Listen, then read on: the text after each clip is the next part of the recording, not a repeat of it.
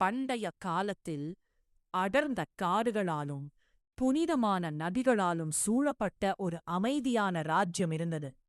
அந்த ராஜ்யத்தில் அறிவான் என்ற இளவரசன் வாழ்ந்தான். அவன் அறிவும் சிந்தனையும் கொண்டவன், உண்மையைத் தேடும் மனம் கொண்டவன். ஒரு வருடம் கடும் வறட்சி ஏற்பட்டது. நதிகள் வற்றின, நிலம் உலர்ந்தது, மக்கள் துன்பத்தில் ஆழ்ந்தனர். இதற்குக் காரணம் என்ன என்று அறிய அறிவான் காட்டுக்குள் பயணம் செய்தான்.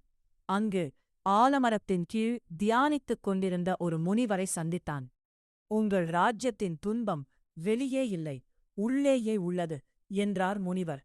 அப்போது தான் அறிவான் உணர்ந்தான், இயற்கையை நாம் காப்பாற்றவில்லை என்றால் அது நம்மை காப்பாற்றாது.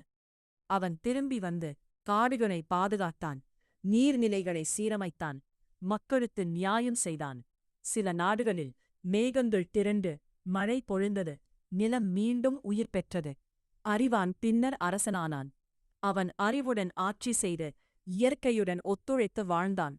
அந்த ராஜ்யம் செல்வத்தில் அல்ல, ஞானத்தில் சிறந்ததாக மாறியது.